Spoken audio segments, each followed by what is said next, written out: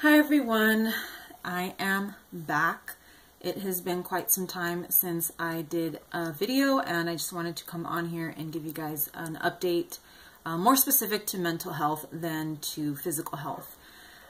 So I am, and you guys know this, I'm a big mental health person. I believe that everybody should see a psychologist, whether you're chronically ill or not. But especially if you are chronically ill. And I know that there is a lot of pushback from the chronic illness community when it comes to seeing a psychologist, because a lot of us have been called crazy. But I kind of wanted to talk to you guys about my own situation with mental health, especially lately, and the reasons why I feel I need to go back. So what happened last year is sometime around August or September, I can't remember exactly when, my therapist left the practice that she was at, and she actually started her own practice much farther away from where I was seeing her. And so I've been without a therapist since last fall. And lately things have been a little bit rough, I guess. My health is improving, but mentally things have been a bit rough because there have been a lot of big changes and a lot of stressors in my life. And so I kind of felt like it was time to probably get back into therapy and either start looking for a new therapist or work something out with my last therapist and see if we could, figure out a way to do some kind of like long distance counseling. But I kind of wanted to give you guys a little list of signs that I saw that let me know that I needed to go back to counseling. So one of the big things that happened recently was I had this massive meltdown over something that I'm kind of looking back on it and I was like, it might have been kind of a smaller thing. I was in a lot of pain. I wasn't feeling well. I've been under a lot of stress. So I guess I can't really say it wasn't warranted, but having these huge meltdowns, crying on the phone with doctors, with, pharmacists, that kind of thing, that is not like me. Yes, I cry. Most people with chronic health issues will cry at some point in their, during their illness. And it's totally normal and it's okay, but doing it on the phone and doing it so publicly is just not me. And that was the first big sign that I needed to get back into therapy. That, of course, was because of a huge change in my life. So I did start an aggressive medical treatment. So when you have physical stress as well as big life changes, those are always two huge indicators that you might need some mental health support. So I started an aggressive medical treatment that, is affecting my body. It's affecting the way I feel. It's affecting, just how much energy I have.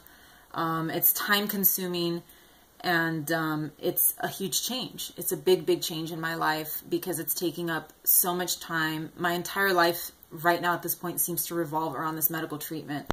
And since I started this medical treatment, I have not seen a therapist. So I was, the last time I saw her, it was sort of in the works. So my therapist has not seen me since I actually started the medical treatment. So we have not discussed what life has been like on this medical treatment. So that I think is something that needs to be talked about, and we need to sort of work things out as far as what life is looking like for me now. Persistent anger. And I know that anger is a huge symptom of a lot of mental health disorders, but even in a person that doesn't have a diagnosed mental health condition, persistent, relentless anger is not normal, nor is it healthy. And I was having just very, very persistent anger, mostly towards family.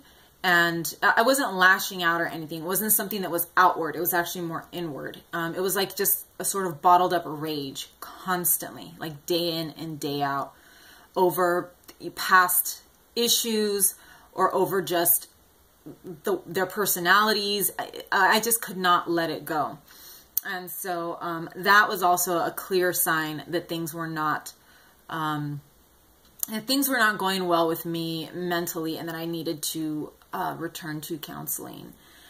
And then, of course, also not dealing well with family, you know, and other people's behavior. My center of gravity was, I was kind of losing that. And I'm usually pretty good at dealing with their behavior.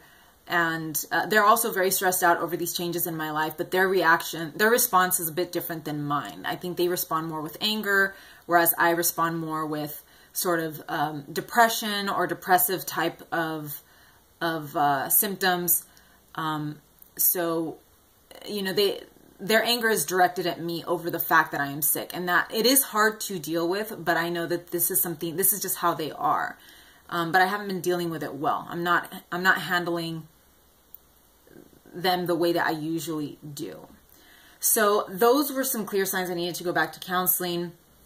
How am I managing in the meantime? So, and I'm going to recommend these tips to you guys too, but I know it's not easy, and I know that a lot of people are probably going to be like, you know, easier said than done. But this is sort of things I do to stay sane until I can get into counseling, and they are hard. I'm not going to lie to you. I do not engage. So if somebody is picking at me, getting angry at me, yelling at me, I do not engage. I usually will walk away. I'll go to a different room. If it's over the phone, block the person, stop responding to messages. You know, try to get some distance away from that person, some physical distance from that person. I did do a kind of a clean sweep of some people on my social media last year, and it does suck, but sometimes you have to do it. And don't hold yourself to this standard of you have to stay away from these people forever, just because that also makes it harder, because sometimes you're just like, sometimes when you're told to stay away from something, you want to be around it more. So I just tell myself this is a temporary break, or I'm going to take a break for as long as I need to from this person or from these people. And if I ever need to go back to them and talk to them for whatever reason, then that's okay. But for right now, I need to save myself. And also don't take it personally.